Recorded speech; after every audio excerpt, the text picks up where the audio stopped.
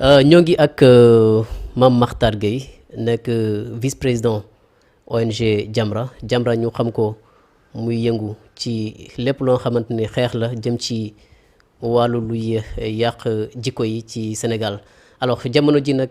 coow li bëri lool ci wàllu ngóor jigéen wàllu homosexualité ci Sénégal alors ngeen génne sax benn liste joxe ay association góor jigéen yoo xamante ni c'est reconnu par l'État du Sénégal alors ba mu jur un peu échange entre ONG Jamra particulièrement yow Mame Mactar Gueye ak le ministre Aly Ngouille Ndiaye alors nga cité ay association yoo xamante ni délivré nañ ko ci diggante 2005 ak fi ñu toll nii situation ngóor jigéen bi ci Sénégal degré bi léegi nii buñ koy natt fan la toll. waaw d'abord maa ngi nuyu mboolem seen téléspectateurs yi ak tamit di masalu coono seen équipe bi ci déplacement bi ngeen def ba fii pour dalal ma ci seen ëtt bu am solo bi waaye nag mënuma ñàkk a beral nuyoo suma xarit suma jigéen suma jarbaat mu di maam Mati Fall waaw man d'accord ma ñu di ko tuddee Mati 3 pommes léegi dépassé na 3 pommes mu ngi ci 3 palmiers léegi voilà kon nag Mati ñu ngi lay ndokkeel di la ñaanal yàlla jàppale taxawu la te barkeel liggéey bi waaw xam nga dama bëggoon d'abord leeral Jamra xel demul ci ñuy woote wala ñuy am la prétention d'être les directeurs de conscience de qui que ce soit xel demul ci ñuy am une posture de gendarme de la morale yàpp Sénégalais yi sax weesuwul ak sénégalais ku ko xam ak fiertéem son attachement à la liberté ngay dëkkal Jamra foofu ñun yàlla dafa dogal et c'est notre droit le plus absolu dafa am ay mag ñu baax ñu tëdd Touba Tivaouane Ndiassane Thiénaba Niassène Medina Baye Layène yoo xam ne ku nekk ci ñoom jëf nga bàyyi fi wax nga bàyyi fi bind nga bàyyi fi am nañu droit nag ñun en tant que talibé joxante loxo pour ndono lu rafet loolu ñu fi bàyyi ku jóg ne yaa ngi koy xajamal mbaa nga bëgg ci xëpp suuf ak koo mën a doon lobby homosexuel wala lobby maçonnique ñu jóg jàmmaarloo ak yow mu jaral ñu lu ne c'est notre droit le plus absolu waaye Jamra wootewul daayira wootewul tarixa wootewul dara am bañ nañ ba ñun sax amuñu sax carte de membre campagne ñu kenn propagande ñu kenn lii ñu nekk nii depuis février 83 xam nga muy 36 ans léegi régime bu ñëw ci posture bii nga ñuy fekk de guerre et de combat contre les contre-valeurs kuy dem itam si lii nga ñuy bàyyi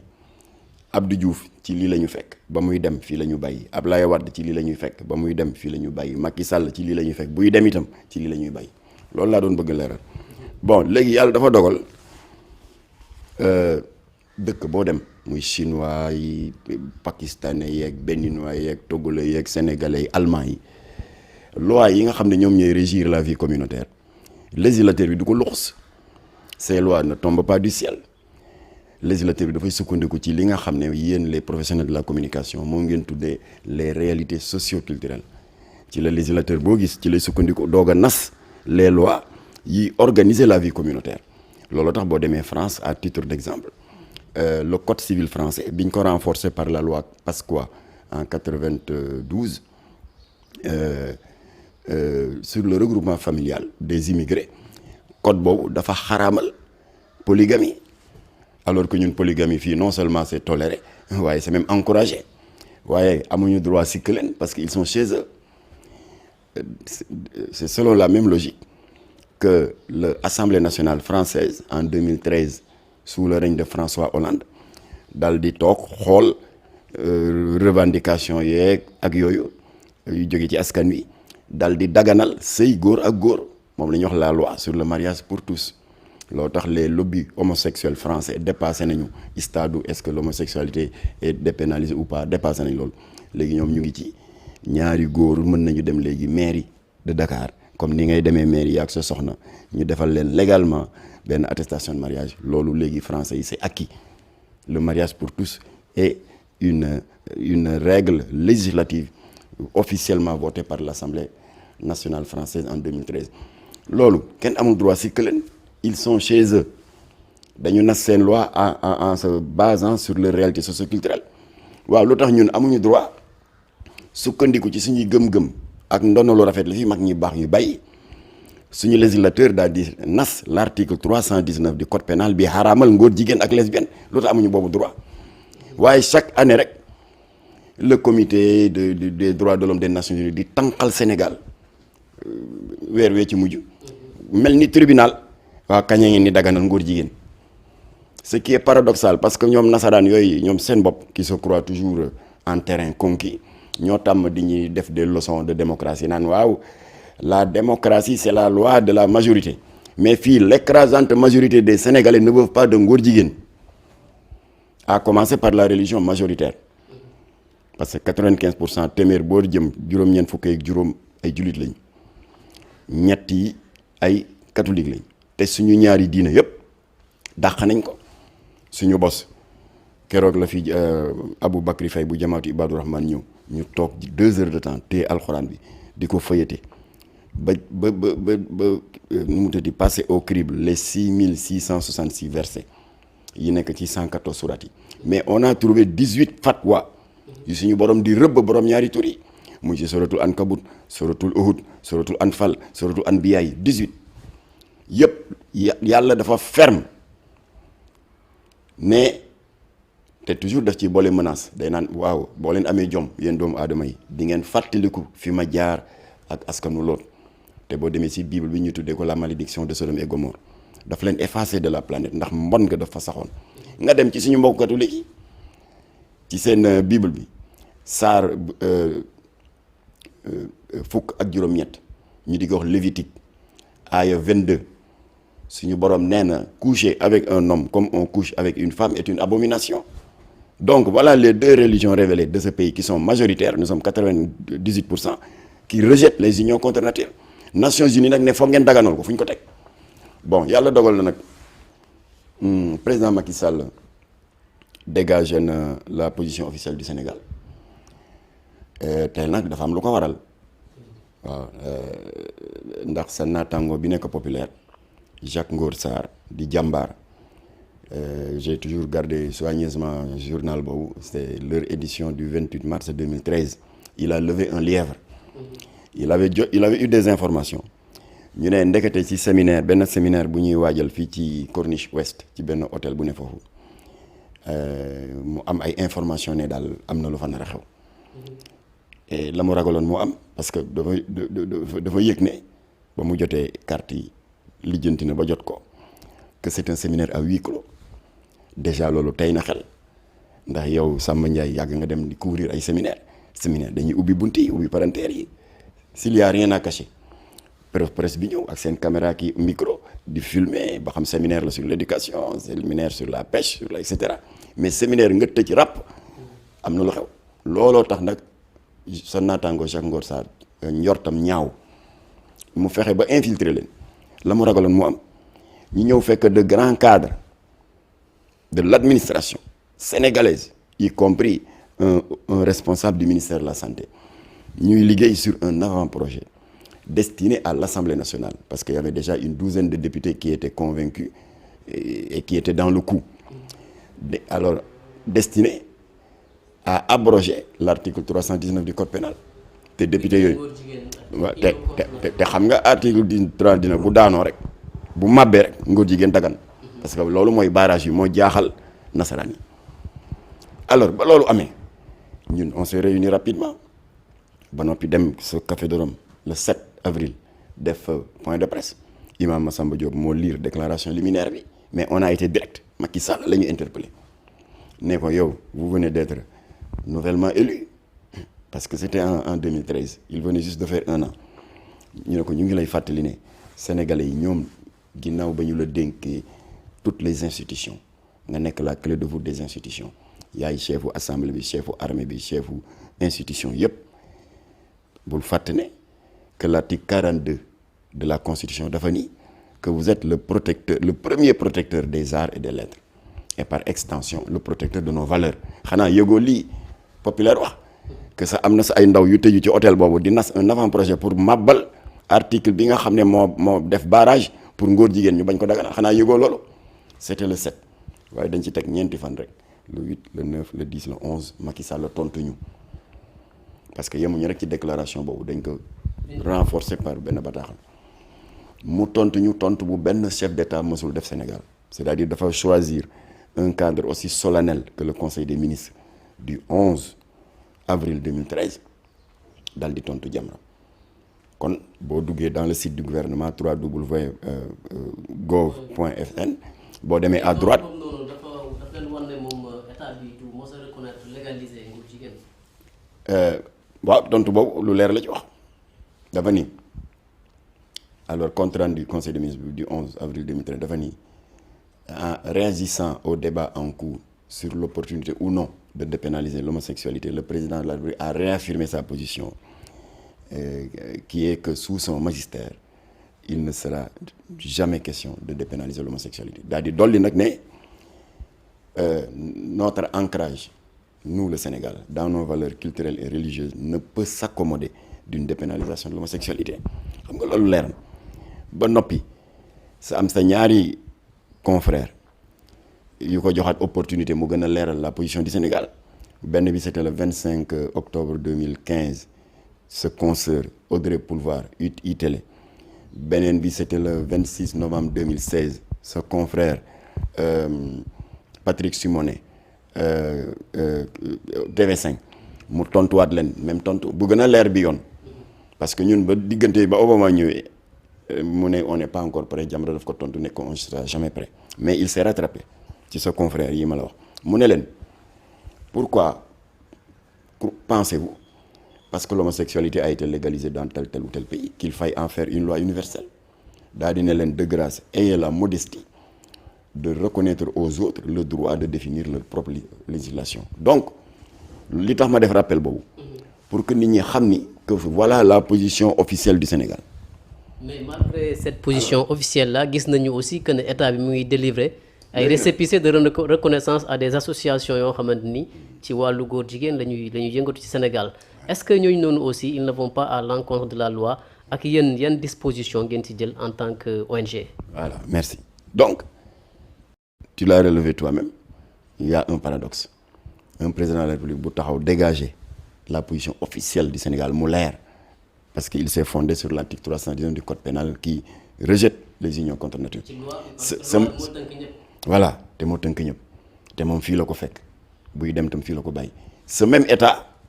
wëlbatiku jaar ci suuf ne góor jigéen yi am leen ay lijaasaa ngi nii seeni récépissé ngi nii alors léegi nag je voudrais saisir l'occasion moom lay leeral nii am na ñoo xam ne temps yi ñu ngi nekk ci réseaux sociaux yi waa yéen Jamra da ngeen di nekk ay opportuniste parce que da ngeen ne woon ci nguuru Ablaye Wade waxu leen waxi récépissé ba Ablaye Wade dem ngeen bëgg ñu tànqal ma di leen leeral nii et j'ai un témoin qui est vivant je le salue au passage muy imam Mbaye Niang que en février 2009 ñun dañu jógoon bëggoon dem préfecture pour déposer benn demande d'autorisation de marche pour dénoncer parce qu'on venait de faire la découverte que dans le régime Ablaye Wade il y avait 9 récépissés qui étaient délivrés de légalisation et d'autorisation des associations d'homosexuels et de lesbiennes imam Mbaye Niang moom tamit amoon beneen projet de marche parce que ci même semaine ba dañu libéré woon les homosexuels yi doon takk un mariage scandaleux à Mbao mu jigi nag on s'est dit au lieu d'aller en rang dispersé te cause bi ñuy défendre benn la nañ ko boole mu ne benn manifestation alors ñu daal dem grande mosquée entre temps on a eu du renfort parce que oustaz Aliou Sall indi na ay daayira yu bari ñu ñëw on a eu du renfort parce que imam Aboubacry Faye bu jamaatu Iba Rahman ñëw na mu nekk mbooloo mu bari ilimaan bi dafa sëlmal ne salaamaaleykum rek ñu génn mais dañuy ñëw ci esplanade bi rek génn egguñ sax ci mbedd mi police fekk ñu fa peel ak i grenade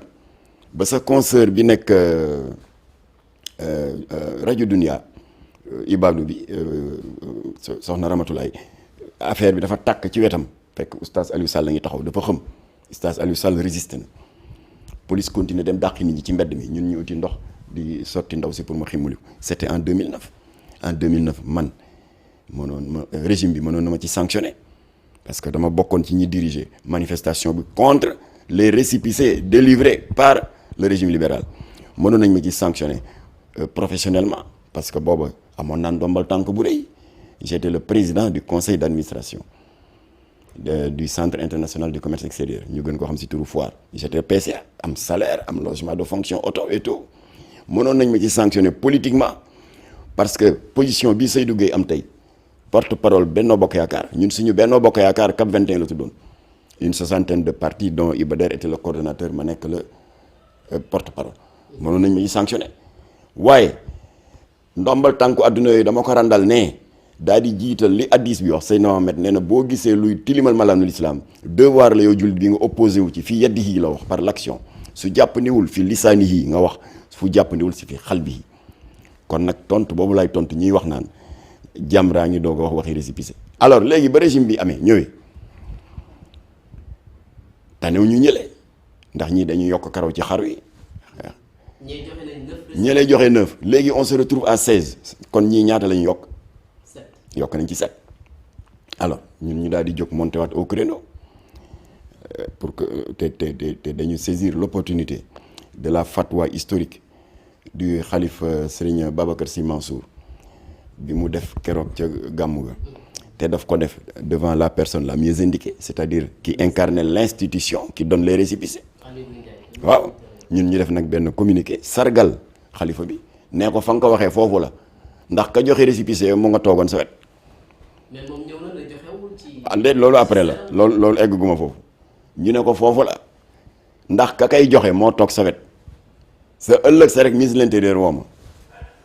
dafa jaar ci Ibrahima Sakho le secrétaire général ma ne ko way mes respects mu ne waaw ministre bi ne daal boo fa mënee jaar ma ne ko amul problème kaña mu ne ma suba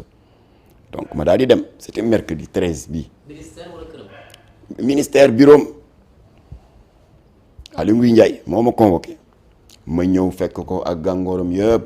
kilifa ministère bi yëpp secrétaire général bi Ibrahima Sakho y avait aussi certain Ndiaye son conseiller en communication alors ñu dalal ma avec respect ma toog waaw monsieur Guèye dañu dégg daal sa sortie yi daal fekk ci diggante bi Moustapha Diakhaté gën a pàccal kaan yi ci affaire bi dafa dem sur sa page Facebook ne waaye yéen état Sénégal lii waa Jamra di wax yëpp guddi ak ngoon que yéen a jox récépissé góor jigéen yi ak lesbiennes yi xanaa doo leen ci tontu alors loolu tam gën a yokk motivation ministre bi alors ñu dalal ma Aly Ngouille Ndiaye waaw man day alerte yi vraiment Jamra ñu ngi rafetlu seen liggéey waaye daal affaire récépissé yi daal man je peux dire tout de suite que man mosuma see joxe man Aly Ngouille Ndiaye ma ne ko monsieur le ministre dogguma la Jamra n'a jamais personnalisé de combat waaye dañu ne institution bii nga jiite joxe na juróom-ñeenti récépissé sa nguuru Ablaye Wade joxe na juróom-ñaar ci nguur gii muy fukk ak juróom-benn loolu la ñu wax ma ne ko récépissé yi nag yàlla dafa dogal suñu avocat yi gëstu nañ ci gëstu bi li mu ñu jox mooy il y a eu ay détournement d'objet social mu ne waaw effectivement parce que xel demul kuréelu góor jigéen ñëw ministre de l'intérieur ne voilà ay góor jigéen lañu dañu bëgg a récépissé ma ne waaw loolu kay xel demu ci loolu bu ñu ko defee du ñu am dara ma ne donc suñu étude daf ñu wan ne détournement d'objet social am na qu'est-ce qu'ils font xam nga kuy déposer demande de récépissé moo xam da nga bëgg ñu reconnaître sa syndicat wala nga bëgg a reconnaître sa parti politique wala sa daayira wala sa équipe nawetaan ñetti éléments yi ngay joxe da ngay joxe statut joxe dégg nga le procès verbal de l'assemblée générale constitutive nga xam ne bureau bi yëpp ci la ne ak beneen document boo xam ne ci ngay préciser l'objet social de la réunion de l'association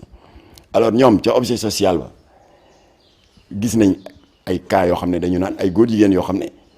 à l'origine ci seen récépissé objet social 2 points oui pour venir en aide aux personnes du troisième âge qui sont souvent confrontées à des problèmes de santé ñii naan oui c'est pour soutenir les malades du sida qui ont parfois des problèmes pour se procurer d'antirétroviraux boobu woo ci ëpp nag parce que xam nga ñoom jàngoro boobu dégâts yu rëy lay def dans leur rang. mais antirétroviraux amul c'est gratuit au Sénégal. voilà lay la ak di uti ay financement rek troisième bi ñu naan waaw c'est pour soutenir les veuves et les orphelins à cet égard maa ngi rendre hommage à Sokhna Adama Sarr qui est la présidente nationale de l'association des veuves et des orphelins moom tam mu ngi naqarlu usurpation d'objet dont elle est régulièrement l'objet waxtaan nañ ci lu bari nee naa ko yéen ay jigéen ngeen ñun seen càmmeñ lañ toog leen ci kër gi dinañ leen ko xeexal ba góor jigéen yi sàcc seen label pour wut xaalis ak financement ak légalité dinañ leen dissoudre incha allah. alors donc objets sociaux yooyu la ñuy décliner ba ministère de l'intérieur def étude bi et tout ba autoriser leen une fois ñu jot seen récépissé nag ba wan ginnaaw état ñu fab ce contenant juridique qui est le récépissé dem def ci un contenu qui n'a rien à voir ak la ñu décliné woon initialement voilà comment ça s'est passé alors nee naa ministre bi nag il est urgent yéen ngeen jóg ci parce que ñoom ñu ngi def ay dégâts te récépissé bi moo leen may doole ma ne ko mën naa fi yendu fanaan fi di la citeel dégâts yi récépissé yi def waaye dama la ci citeel ñett ma ne ko benn bi en 2014 et je prends à témoin votre homologue votre collègue du gouvernement ministre de la culture en 2014 Jamra dafa alerté woon parce que on avait des informations que biennale des arts bi fi waroon am la biennale était infiltrée par des lobbies homosexuels. L'histoire nous a donné raison et je prends 3 personnes à témoin parce que ñun ñoo àndoon def investigation bi il y a Mouhamadou Bamba Ndiaye ancien ministre des affaires religieuses on a visité les sites incriminés. Il y a Oustaz Adama Mboup qui est cofondateur du comité de défense des valeurs morales mooy kuréel bi sëñ Bassirou Mbacké Cheikh Astou Fall qui est le neveu de sëñ Mountakha l'arrière-petit-fils de Mame Cheikh Ibra Fall jiite. Je prends à témoin ton confrère Mamadou Gomis de Walf Quotidien. Tu te souviens de mon photographe moom il est là je pense. Il est bon souvent. Il est voilà. Alors donc ñooñu laa jël comme témoin que effectivement les lobbies homosexuels ont infiltré le comité d'organisation de la biennale bu 2014 ba créer sur l'étendue du territoire national 270 sites d'exposition te xam nga biennale bi wax dëgg yàlla à l'origine lu noble moo ko taxoon a jóg Senghor ko fi créé c'était pour promouvoir la culture l'art plastique etc. Donc ñu créé 270 sites ku nekk toog rek ne ah oui c'est la culture. ah oui ci biir Sénégal. biir Sénégal ñun ñu jóg visiter ñaar yoo xam ne dañu am des informations qu'il y a détournement qui n'a rien à voir avec l'art xam nga ban la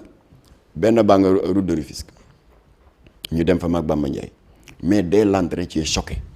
dañuy gis ngan di pancarte ñu bind ci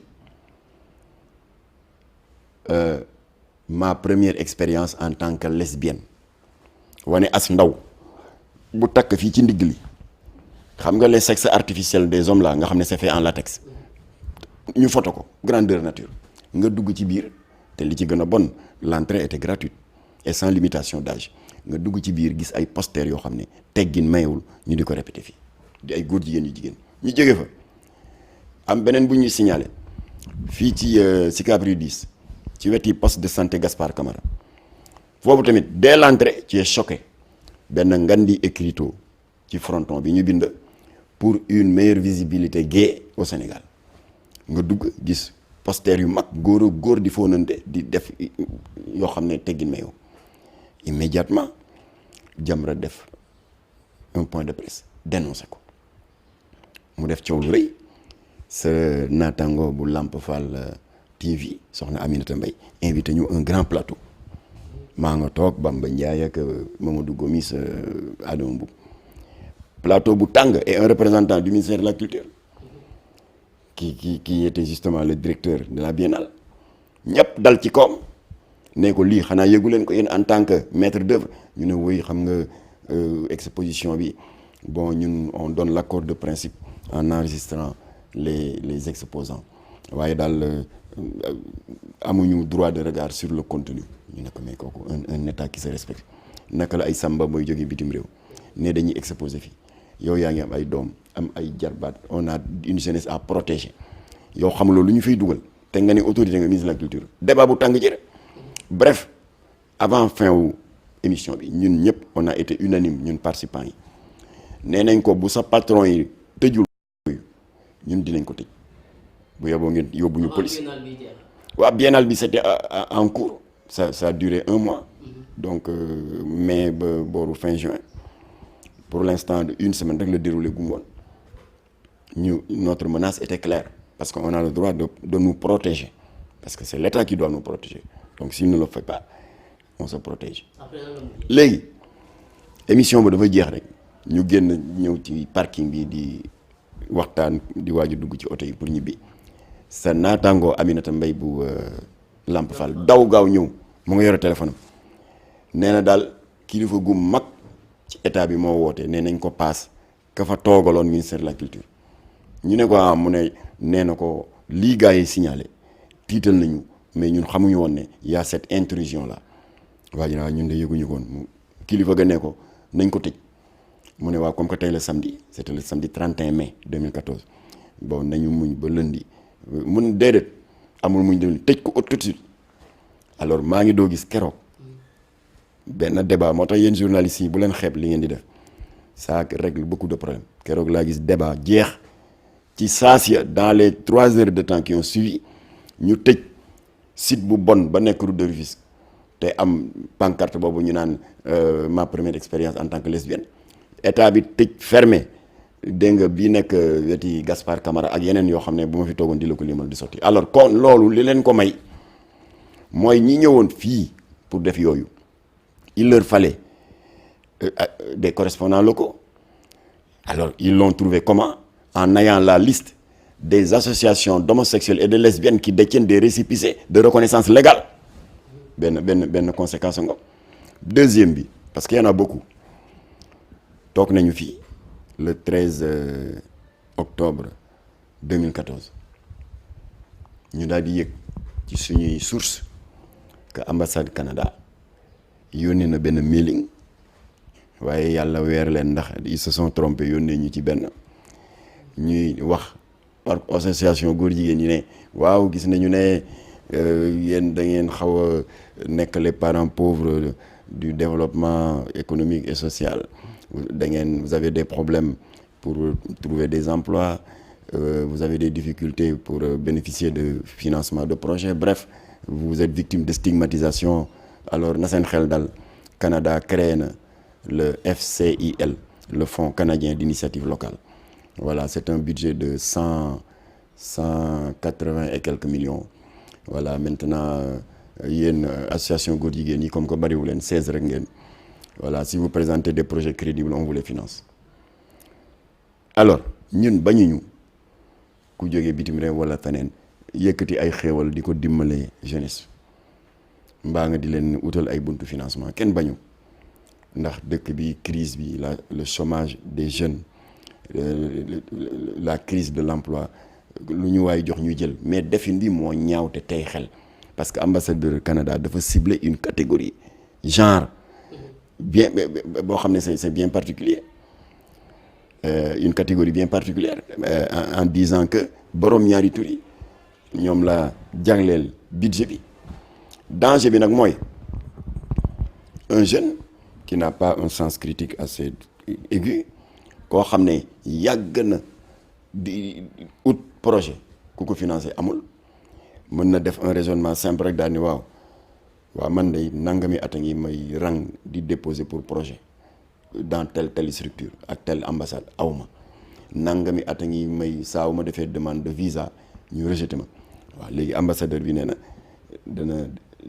favoriser ku bokk ci 16 associations d'homosexuels et de lesbiennes ba jox na leen financement ba bañ koo joxe ay ku ne 2 millions nga am alors xale bi mën na ne man kon téemaa dem bokk ci yëf yi xëy na dina am financement voilà le danger deuxième conséquence kii nu mu tuddati récépissé yi alors kon nag ñu ne ministre bi kon suñu combat ñun Jamra te on ne reculera pas mooy ku ma am ndey ku ma amul ndey du fi amee ndax bu ko beneen sénégalais lam daa defoon maanaam détourne yow boo defoon détournement d'objet social balaa ngoon ñu woo la xotti récépissé bi tas sa association waaye ñii dañuy def détournement d'objet social c'est en violation du code des obligations civiles et militaires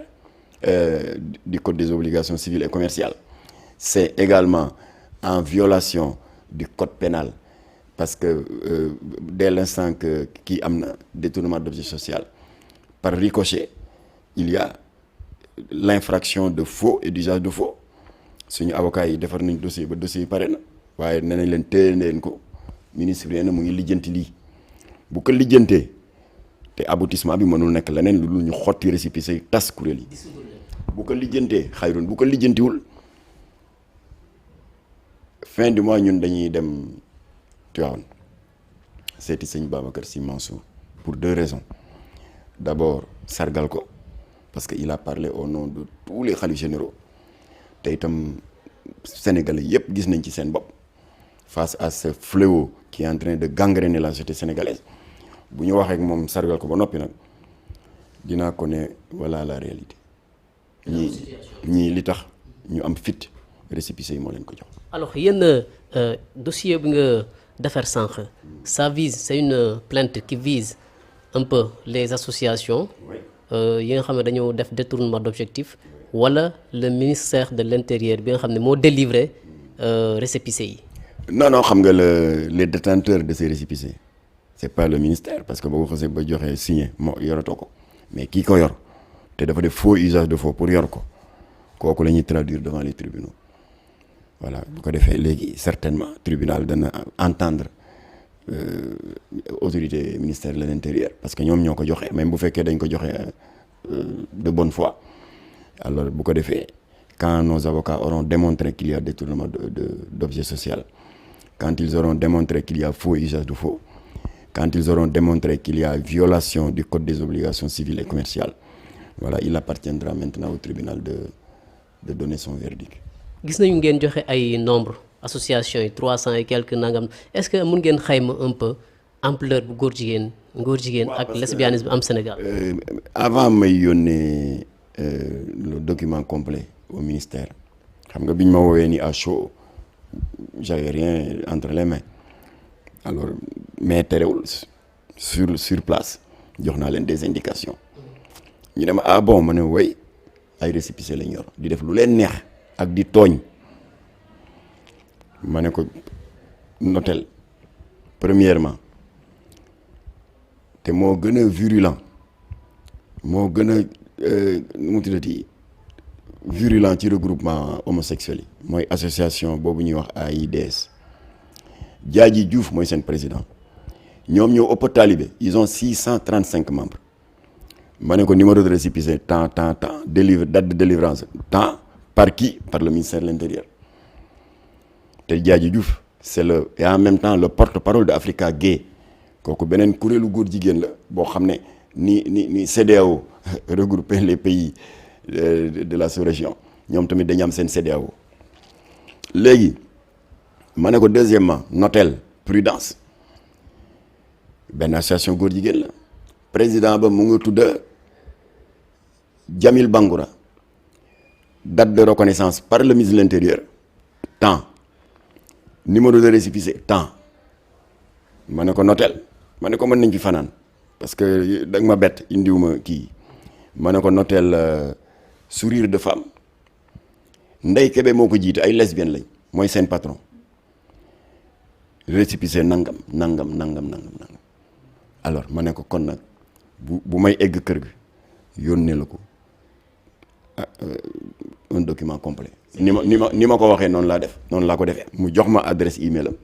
ma egg kër ga rek envoyé ko. Mame Mactar Gueye vice-président ONG Jamra alors bu ñu jógee ci wàllu homosexualité bi ak lesbianisme bi ñu dem ci beneen phénomène boo xamante ni ça prend de l'ampleur au Sénégal muy wàllu trafic de drogue bi yéen aussi ngeen yàgg a xeex ci loolu ba ki jiite woon sax ONG bi di sa frère Abdou Latif Gueye initié woon aussi benn loi ba ñu voté woon ko sax à l'Assemblée nationale projet de loi ba ñu voté ko donc mu tuddee ko loi Latif Gueye alors loi boobu noonu doon criminaliser un peu tout ce qui est trafic de drogue ak lu xeetoog loolu mais malgré cette initiative là gis nañu ne léegi day gën a jéggi dayoo ci Sénégal alors est-ce que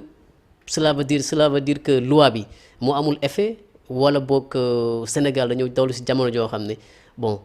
c'est devenu un pays vulnérable. waaw xam nga ñun on a l'habitude de dire que problème boo ko bëggee song de manière sincère te doo nax sa bopp bul fab aw làcc rek song ko da nga koy song dans sa globalité. lii xewoon temps yi ci port ba c'est la partie visible de l'iceberg ndax ko ci bar ma tàmm na di wax naan lu feeñ ca sëy woon nuyoo woon na ca ngoro la de waaye dañ ko faalewul woon. effectivement kenn ñemewul wax affaire drogue te sóoraalewuloo le scandale bi fi amoon en 2013 au sommet le plus élevé de la structure policière de lutte contre la drogue muy OCRTIS et qui avait mis en scène deux narcotrafiquants nigériens. Il y avait particulièrement John Hobby avec un de ses complices ñu jàpp leen waaye rapidement ils sont passés aux aveux ne nañ ñoom cocaïne ba ñuy jaay c'est un officier de police de l'OCRTIS moo dem dajji des scellés judiciaires d'héroïne saisie destinée à l'incinération am yu mu leen ci jox ñu jaay ko versé ko mu yëkkati commission jox leen affaire bi nekk ngandam scandale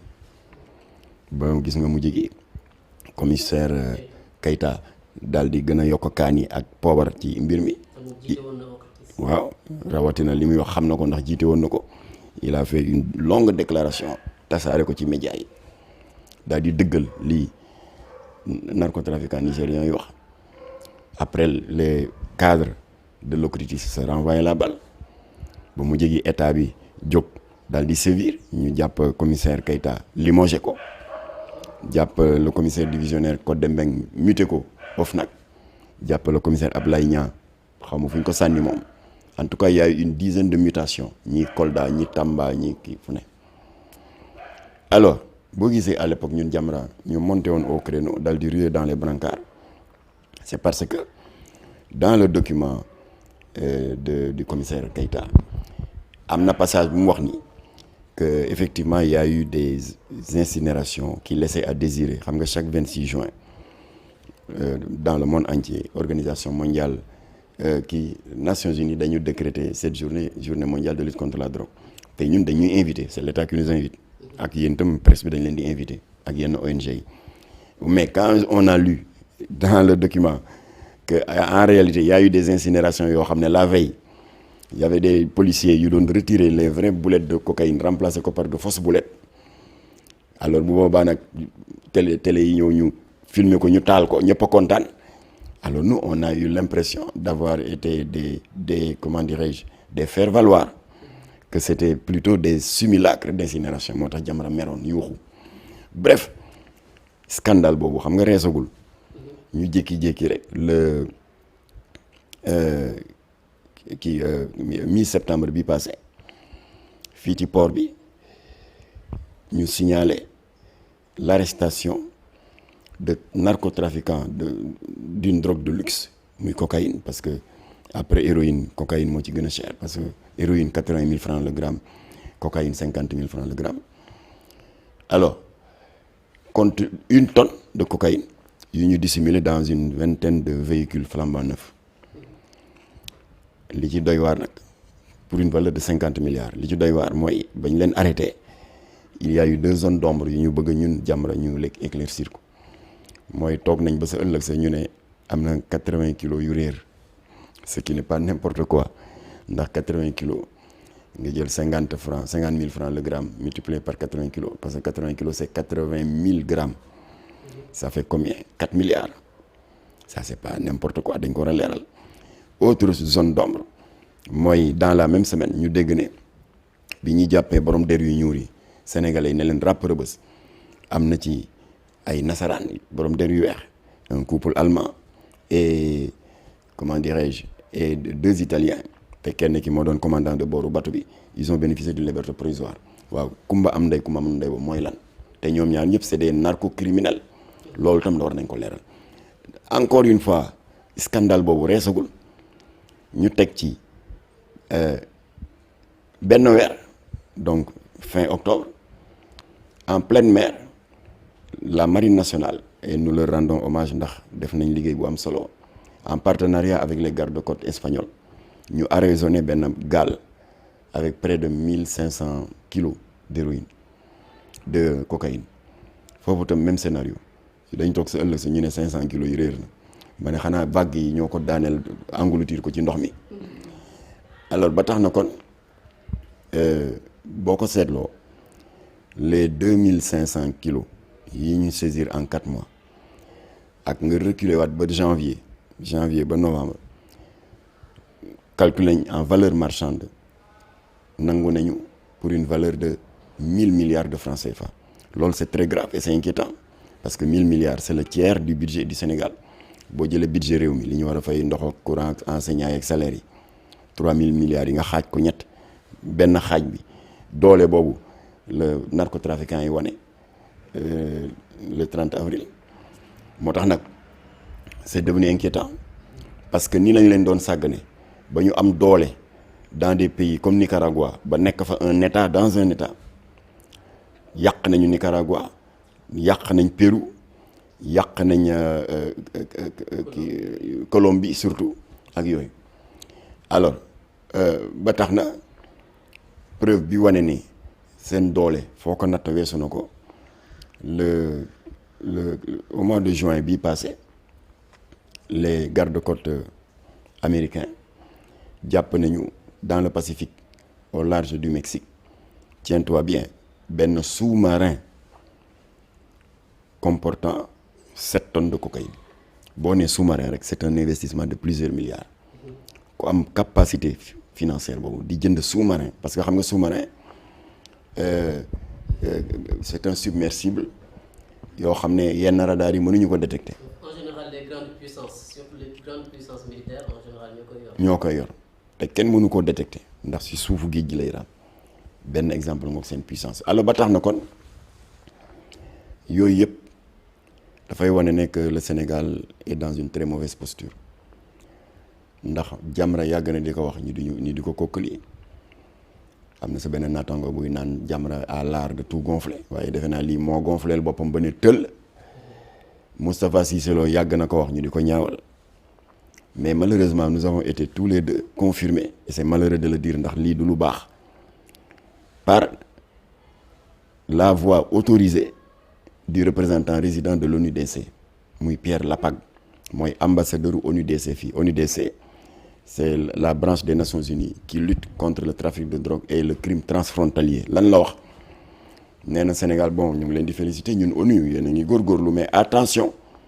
vous faites toujours partie du trio de tête en matière de record de trafic sous-régional de drogue à côté du Ghana et du Nigeria Sénégal la leen ñetteel benn nga kon kooku confirmé na ñun la ñuy yàgg wax depuis des années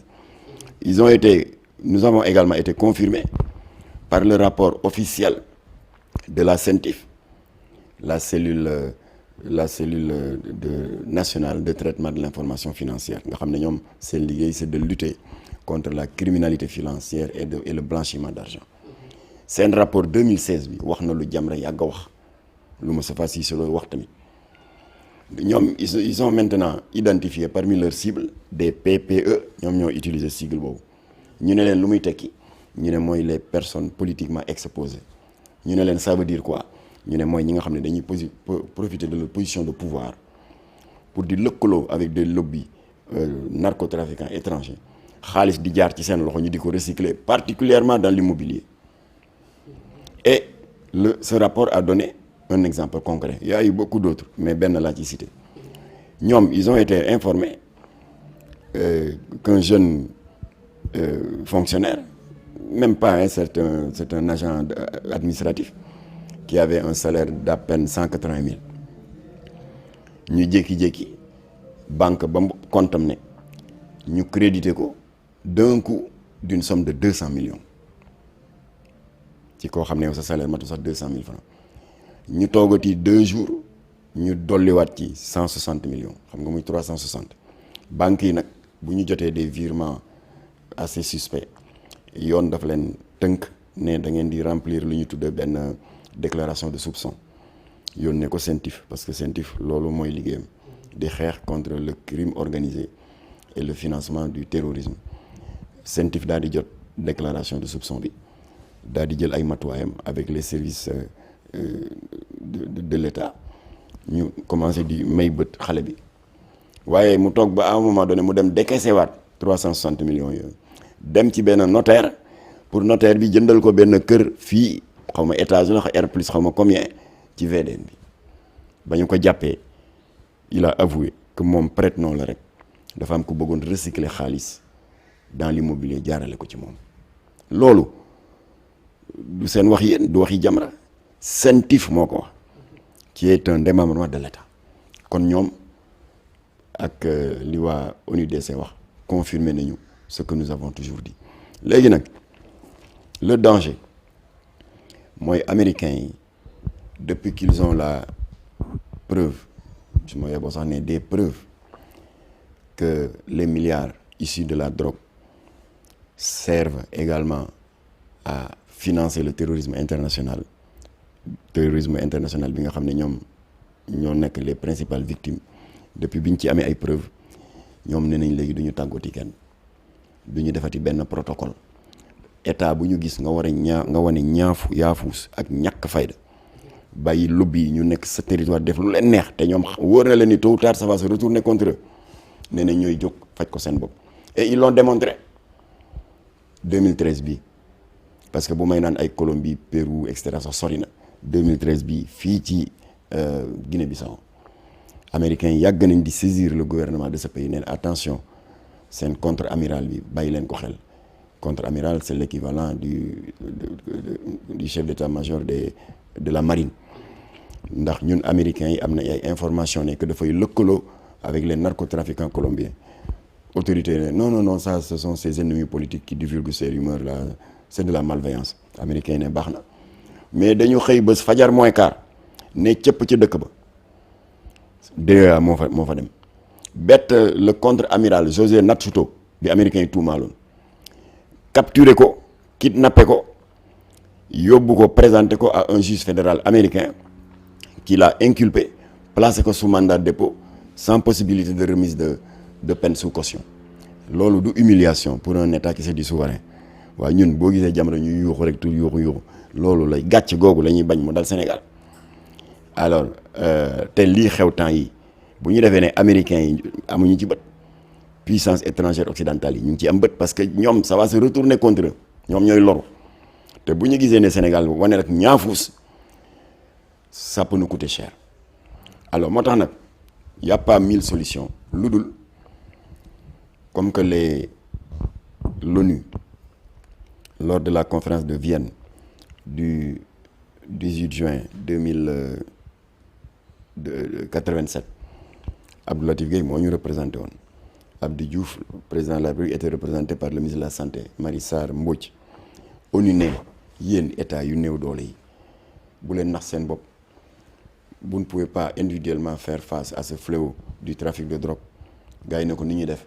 mu ne boo gisee ne Gambie ils ont des peines trop dures ay 20 ans gis Nigéria nga xam ne peine yi en fonction quantité bi ñu la jàpp ça peut aller jusqu'à la peine de mort et que Sénégal ay 6 mois lañ lay tëj te boo amee avocat bu xarañ comme El Hadj Diouf tu peux t'en sortir avec 3 mois alors Nations Unies ne kon il est évident que narcotrafiquants yi dañuy xool là où le maillon est faible moo tax le Sénégal était pendant des décennies devenu la poubelle du trafic sous-régional Nations Unies ne kon na ngeen harmoniser seen législation alors 2087 loon bon il est vrai que le Sénégal a traîné les pieds pendant 20 ans waaye yàlla dogal na ci loxo Abdou Latif Gueye la jaar mu proposé ko nawle député ñu daal di voter la loi 2007-31 du 30 novembre 2007 qui criminalise désormais le trafic de drogue avec des peines pouvant aller à plus de 20 ans assorties d'une amende qui fait le triple de la valeur de la drogue saisie mais le drame de nos jours moi et je l'ai dénoncé partout y compris ba ma Sidiki Kaba recevoir quand il était ministre de la justice et qu'il y avait des menaces de dissolution de la loi Latif Gueye sous prétexte que dafay encombrer prison yi alors le plus dramatique mooy loi bi dañ koy appliquer mais à l'envers c'est-à-dire dañuy noggatu ay jeunes yu ñu bett au coin d'une rue ngay muqi yamba ñu ne la niip fëgg la une lourde peine c'est injuste te te bu ñu paree nag ne prison ba fees na loi Latif Gueye la du dëgg yéen ñi juutal loi bi yéen a feesal prison yi. maak Latif ñoo ko bind ba 4 heures du matin dama ko jàpp par cœur Latif a été clair dafa ni la loi 2007-31 a pour objet d'infliger de lourdes peines aux narcotrafiquants qui sont notamment responsables de la culture, du conditionnement, de l'emballage, du transport et de la vente de la drogue. loolu leer na waaye nga fekk benn xale ca bopp koñ ba muy tux yàmba nga noggatu ko rek yóbbu fëgg ko 5 ans 7 ans du dëgg du yoon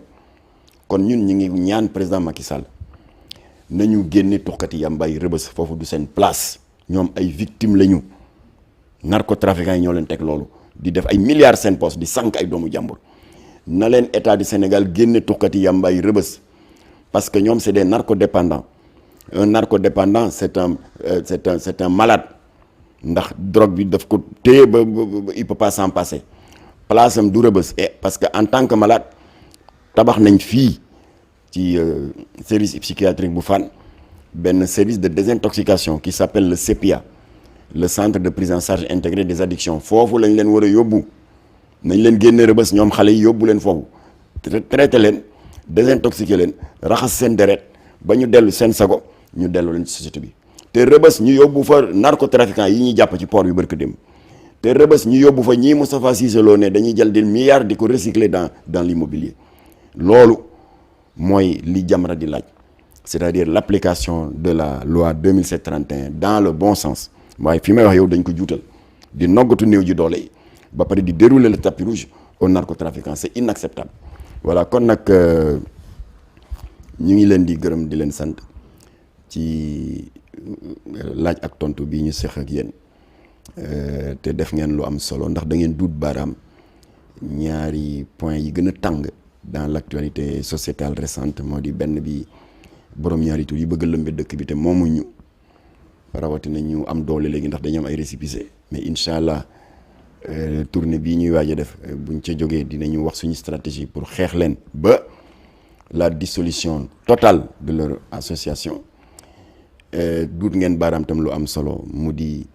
mbirum sinébar bi lëmbale dëkk bi waaw ndax encore une fois werante amul ni responsable yi du xale yi pour tux yamba responsable yi mooy narcotrafiquants yi milliardaires yi nga xam ne ñoo fiy tuur seen poson ci dëkk bi di sol seen poche ak i milliards alors que ñoom ils sont responsables de comment dirais-je de la déstabilisation de l'équilibre mental et moral des enfants ñoom ñooy yokk insécurité bi agression yi ndax ku àndul ak sa sago doo xam loo moom ku àndul ak sa sago doo xam loo moom ak loo moomul ñoom ñoo tas sëy ñooy déstabiliser notre économie en y recyclant leur argent sale voilà kon nag yàlla na yàlla xiir suñu kilifa yi ñuy jàkkaarloog problème yi te bañ ko raay yàlla na yàlla dàqal réew mi seytaane yàlla na yàlla def jàmm ci réew mi te laqal ñu Sénégal fu yàq yeggul asalaamaaleykum wa rahmatullah